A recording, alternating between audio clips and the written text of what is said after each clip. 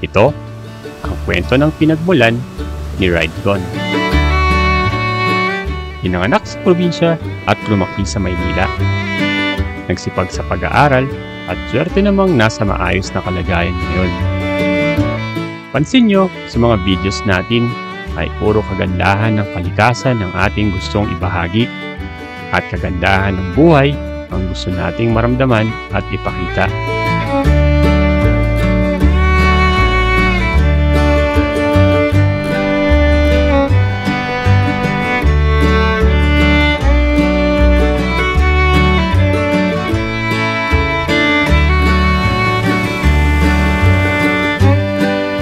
Sa episode na ito ay tayo'y umuwi ng Iwan Eastern Samar. Kasama ang ating buong pamilya ay lumipad kami upang bisitahin ang aming bayang pinagmulan.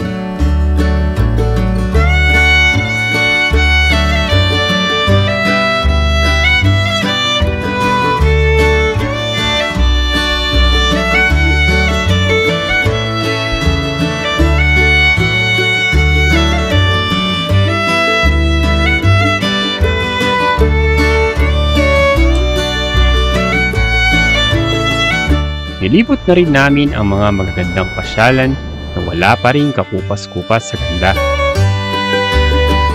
Sa dinami-rami ng lugar na ating napuntahan, mga magagandang tanawin at pasyalan ay wala pa rin tatalo sa lugar kung saan tayo nagmula. Kung kaya't halina, tuloy po kayo dito sa Iwan Eastern Samar.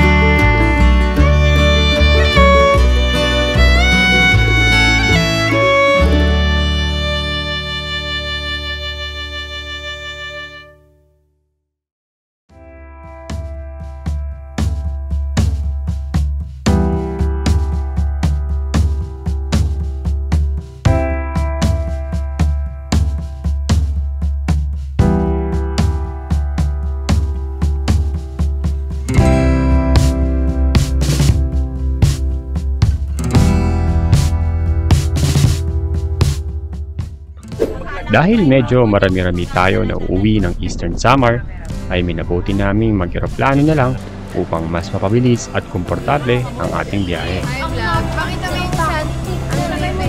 Ses, pakita mo yung mo. Tapos may pansin ko. Hindi po, ate. Mabuti naman at naging dire-diretso ang ating pagpasok sa terminal. Madaling araw ang ating lipad, kung kaya't medyo hindi masyadong tensyonado ang kapaligiran. Can you say about Philippine Airlines experience? English only, please. I can very hard to explain, but I thought everybody knows about Philippines, but Philippine Airlines is the most prestigious airport in the world. Mother, what can you say about your trip this year? Hindi naman ako nahilo. I'm good. Now, what can you say? Say hi to the Hi. Hi. Hi. Hi. Nice to arrive. Going home. Hi. Hello. Isang dosena kaming bumiyahe. Ang dami, di ba? At kung mabiyahe kami mula Manila hanggang Samar sa Kalupaan, ay aabutin kami ng 24 na oras o hindi bababa ng isang buong araw.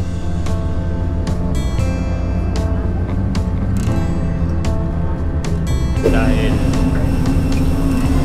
hindi hindi namin natuloy yung magmotor hanggang Samar. Tayo naman ay mag-plano sa Samar. Pero malay natin, sa inaharap ay magkaroon tayo ng sapat na oras at budget para makapagmotor mula Manila hanggang Sorsogon at itawid sa barko ang ating motor papuntang Samar. Sa ngayon, ito na lang muna ang aming may babahagi sa inyo, ang pagsakay natin ng eroplano. Ay nakaupo sa exit row. Nakasakit ang passenger card. Kung Shoutout rin pala sa Philippine Airlines sa masarap na kape habang nasa ibabaw ng mga kaulapan. Halos 1.5 oras ang ating naging biyahe at sakto naman ay naabutan natin ang napakagandang bukang liwayway dito sa Tacloban, Leyte.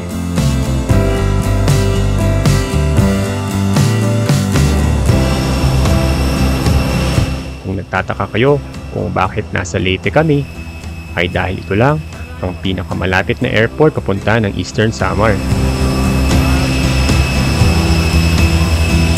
Kung kaya't para na rin tayong pumasyal pa sa ibang lugar.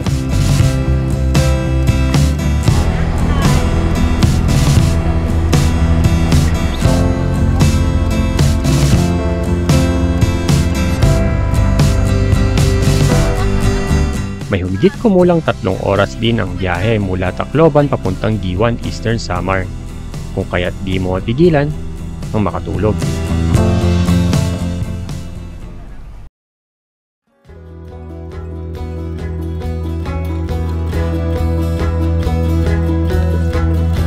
At matapos ang mahigit kumulang 150 kilometro mula Tacloban Airport, ay narating na natin ang munisipalidad ng Giwan, Eastern Samar.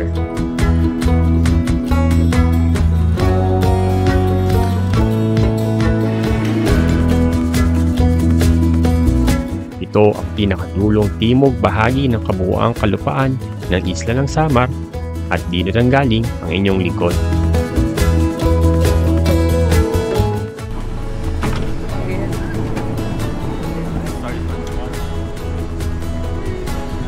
Dito, sa lugar na ito, namulat ang aking kaisipan na napakasarap mamuhay, lalo na kapag napalilibutan ka ng napakagandang kalikasan. Samahan mo pa ng mabagal na takbo ng buhay na lalong nagpapahalaga sa bawat oras at minutong lumilipas.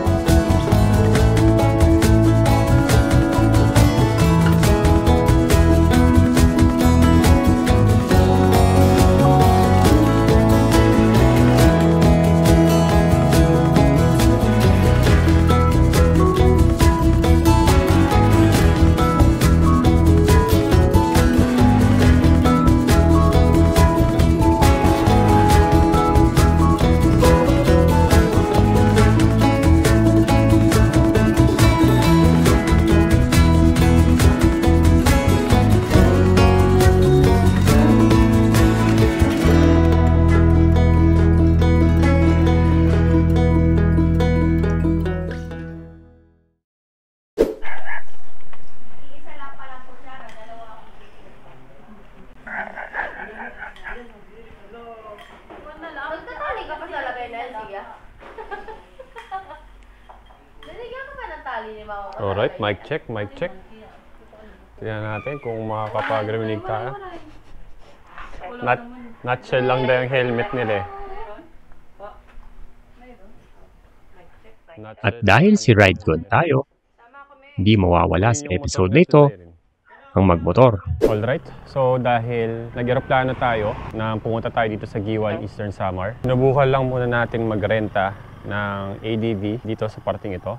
Alayan yun, dito pa tayo sa Eastern Samar makaka-experience, makapag-motor ng ADV. So antayin natin kasi sayang eh, gusto namin makita nyo yung kagandahan ng Giwan, Eastern Samar.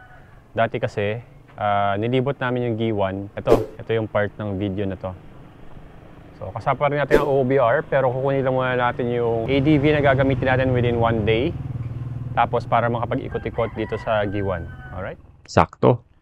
At meron dito sa Giwan nagpaparenta ng motor. At swerte namang Honda ADV ang ating nairam.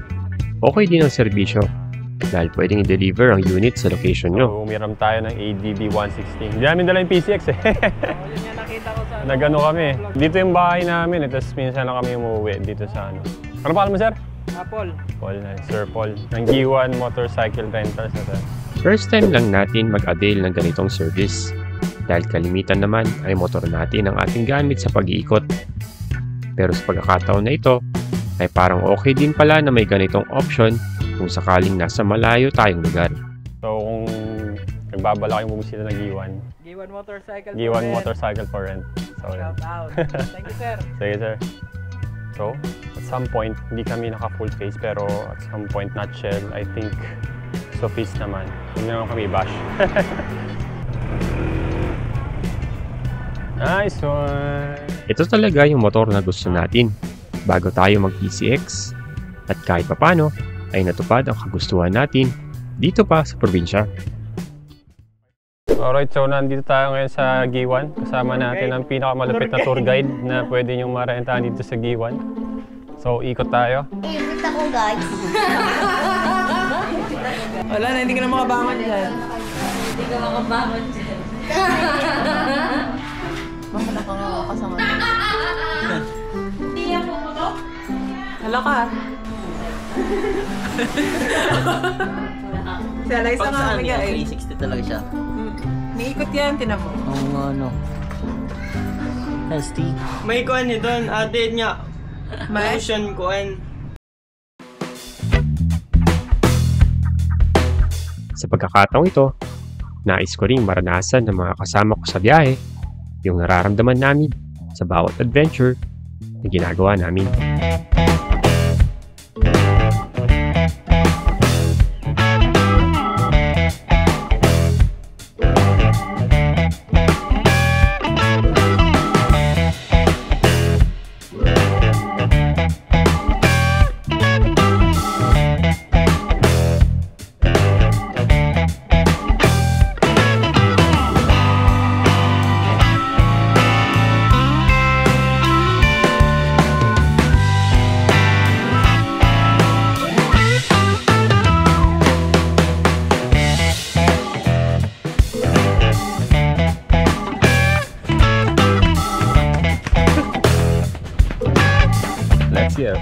Alright, so ikot tayo. Meron tayong kasamang tricycle. Alright, so isang tricycle, ADB, at click. Let's go. Let's go. Lensa. Alright, so nandito tayo ngayon sa G1. At kasama tayo naka-tricycle. So, ikot lang muna tayo ng G1 dahil matagal-tagal na tayo hindi nakarating dito sa G1, nakapunta sa G1. At sarap magmotor, maglibot-libot sa G1 kapag ang gamit natin is ADB. Next time siguro, try natin yung PCX. Siyempre, kasama pa rin natin ang ating OBR. Nice one. Habang nag-iikot-ikot tayo dito. At nandito na tayo ngayon sa sentro ng G1. Dito makikita yung simbahan. Siyempre may pure gold din dito.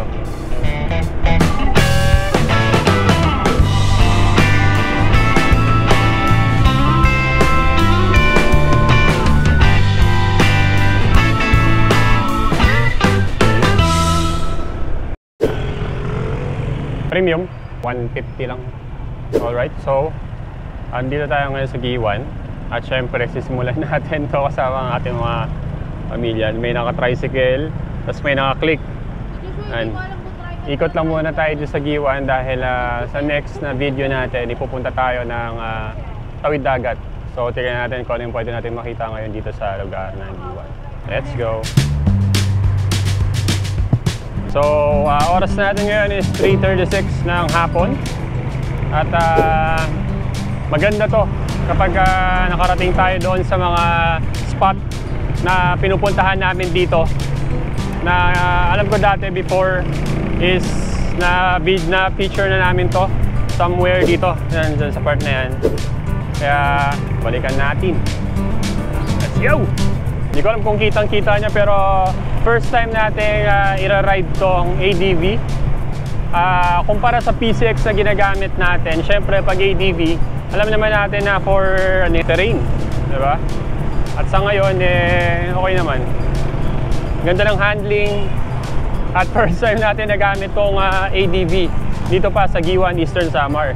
So kung mga nagtatanong kung saan yung Giwan Eastern Samar, ang Giwan is nasa itong part na yan. Tayo sa Giwan, dulong bahagi ng Samar region. So yung mga nag-Philippine Loop, hindi ko alam kung nadaanan to, pero I think nagdaanan ito kasi sobrang ganda ng lugar na to. Diba? Alright? Woo! Isang siguro gagawin natin, since kakarating lang natin ng Samar ngayong araw, is hapon, and then meron tayong shot na kinabukasan dito sa Giwan. Pakita namin sa inyo yung sunrise at sunset dito sa Giwan bago tayo pumunta doon sa kabilang isla ng Umunhon. At kasama natin ang pinakamalapit na OBR. Nice one!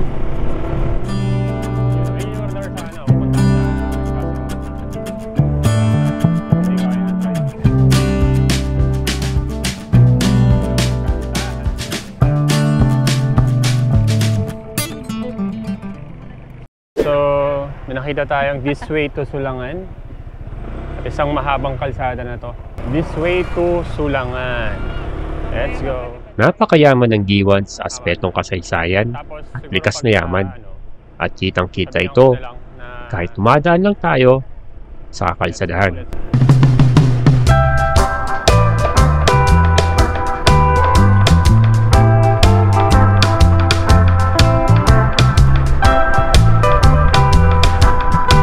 Narito tayo ngayon sa Pagnamitan Bridge. Nahudyat na rin nagpagpasok natin sa napakagandang Caloocan Island.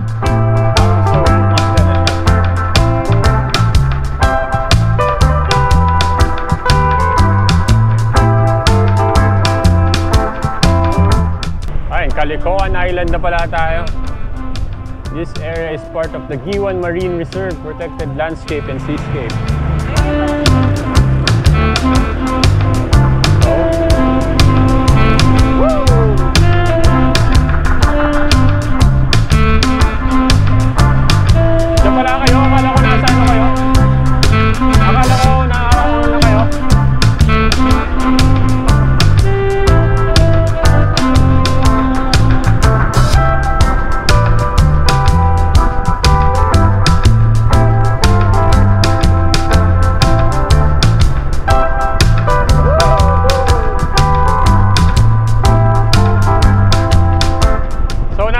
Caloocan Island na pala tayo. Itong island na to is kilala sa mga surfing activities. So maya puntahan natin yung Caloocan Island. Ganda. So let's go.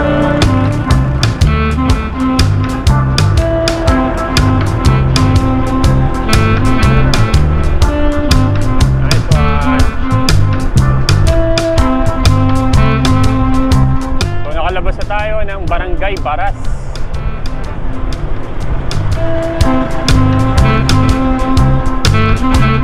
Ito yung masarap kapag gamit mo sa pagbiyahe ay motor. Ramdam mo yung preskong hangin ng kapaligiran, sabayan mo pa ng pagtama ng saktong init ng araw.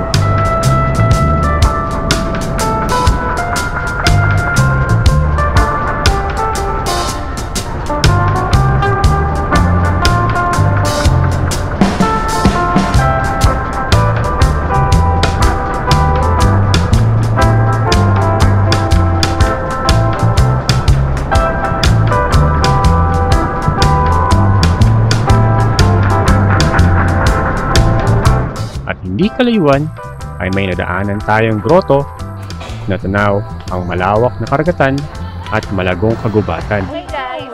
Okay guys, so ayun yung yung buong island na yan yun. Tapos pupuntahan namin yung pag-usaan yung barangay namin doon sa pinakadulo. Para mas makita niyo maganda to, Zoom. may drone na to.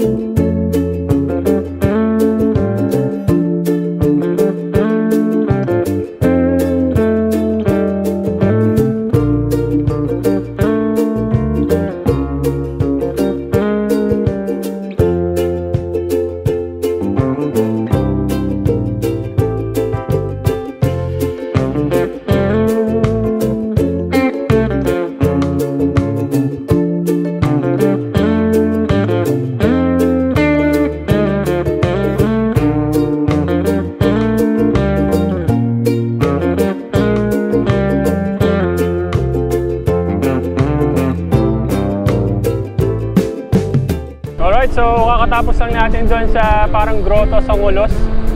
So, since dire-diretso lang naman yung kalsada dito, sulitin na rin natin.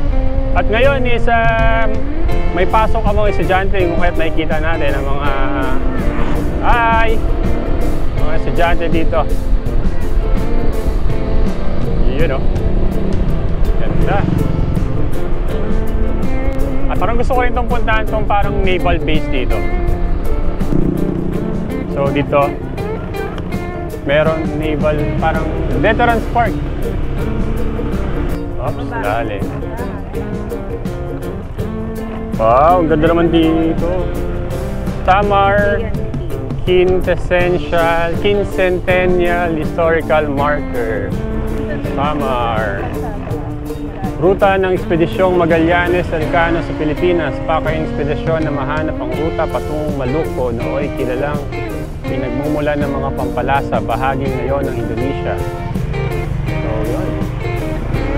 Ito yung parang pinaka-marker nila. At punta pa tayo doon sa dulo. Nice one! First time lang natin makapunta sa lugar na ito at namangha kami nang ito ang sumalubong sa amin.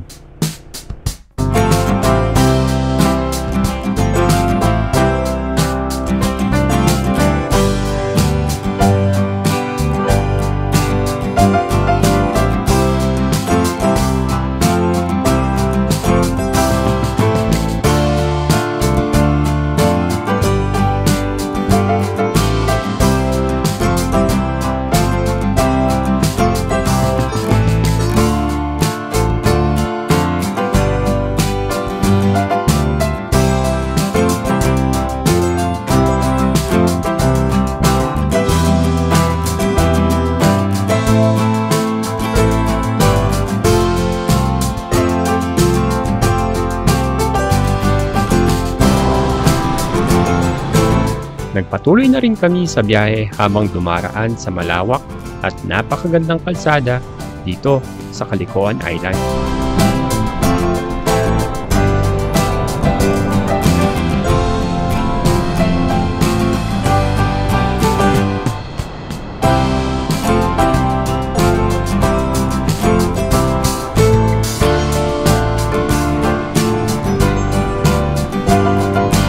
Sakto at parang naabutan namin ng napakagandang Golden Hour dito sa Eastern Samar. Ang galing lang.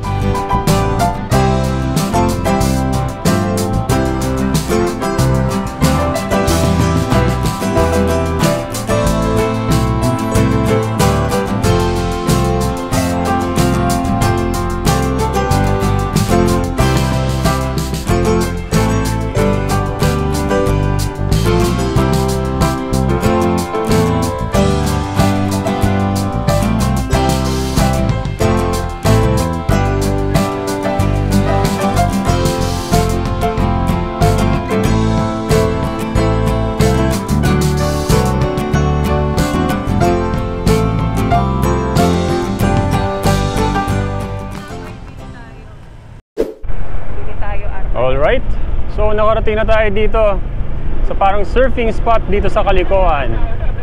So kung mapapadpad kayo dito, may mga matutuluyan naman kayo. Patulad ng Gray Inn, Caloocan Island, Balay Pacifico, and other things.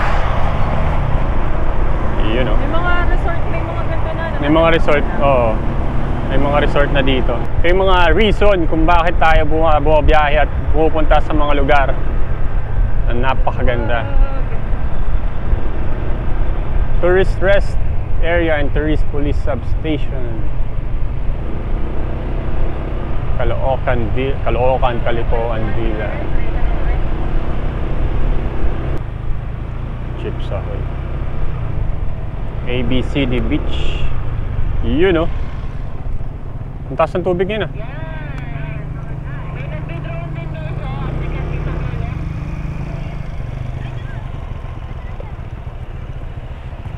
Taas ng tubig yun ah. So, dito tayo ngayon sa Caloocan. Dati, pag sobrang hindi high tide, kitang-kita yan. Pero high tide ngayon. So, yan. Halos 1,000 kilometro ang layo natin mula sa Manila hanggang dito sa Eastern Samar. At sulit ang pag-uwi namin nang masaksihan ang wala pa rin kakupas-kupas na kagandahan ng probinsya namin ito.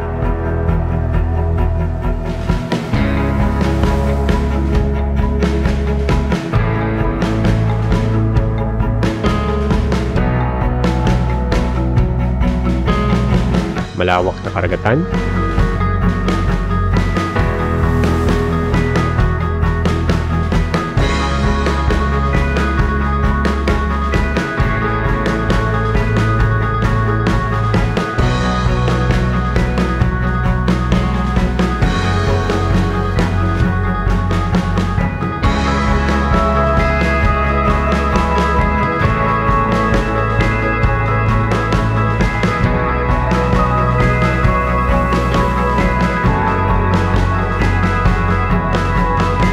mayabong ng mga kagubatan,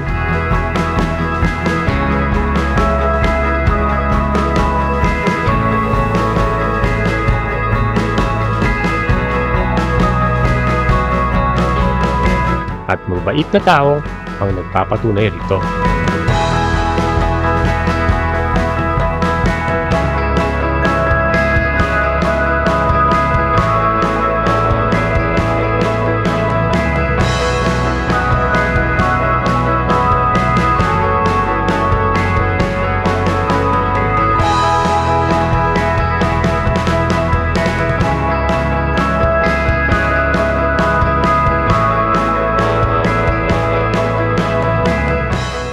Alright, so that is our first day dito sa G1 Eastern Samar at marami-rami pa tayong pwedeng matuklasan at mapuntahan dito sa G1.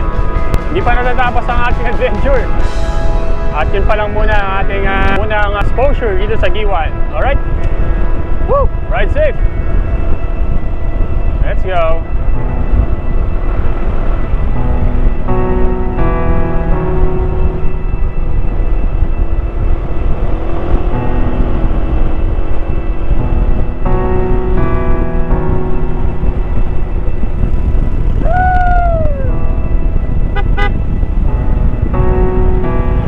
Unang araw pa lang natin yun at nang kinabukasan ay mas lalo pa nating diniretso ang kalsadang ating nadaanan kahapon.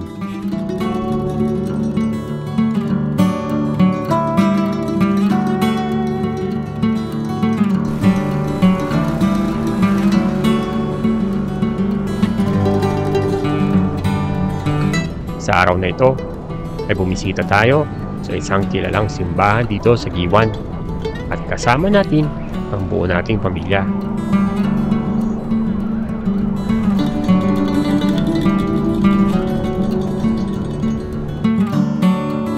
Narito tayo ngayon sa tulay ng Sulangan. Sa itong tulay na bakal na nag-uugnay sa isla ng Sulangan at isla ng Caloocan sa G1 Eastern Samar. Ang tulay na ito ay tumatawid sa pagitan ng tubig dagat at makikita rito ang napakagandang tanawing nakapaligid rito.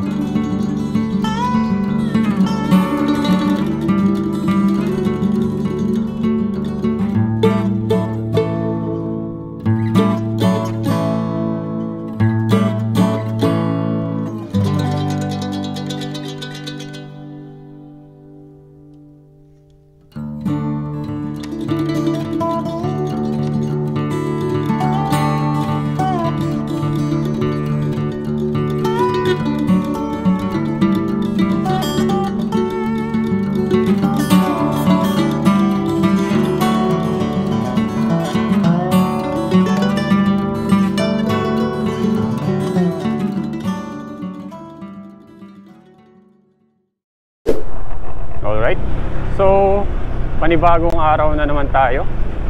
At ngayon naman bibisita tayo sa kilalang simbahan dito sa Giwan. So kung mabisita rin kayo dito sa Giwan, pwede rin mabisita itong San Antonio de Padua Church.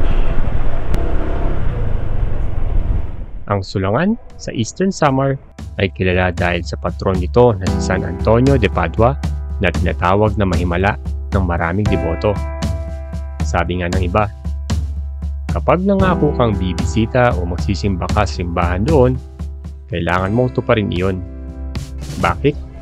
Kasi ayon sa mga kwento, kapag hindi mo tinupad ang pangako mo, posible ka raw malasin, maaksidente, magkasakit, o may abutin na problema. Galing mismo ang mga kwentong yan sa mga taong naka-experience na ng ganun. Pero sa kabilang banda, yung mga tupad sa pangako at taimtim na nagdasal, may mga kwento rin ng kagalingan, natupad na dasal at sunod-sunod na biyaya. Kaya maraming dumadayo sa simbahan, lalo na yung mga estudyante mag-board exam, mga may malubhang sakit, at mga may personal na hiling.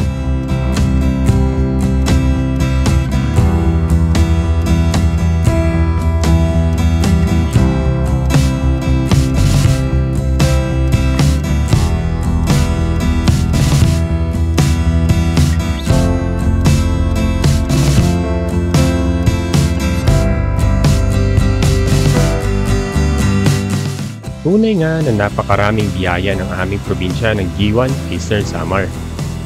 At kung nagbabalak kang bumisita rito, ay kinagagalak naming makadaupang palad ka rito sa aming lugar.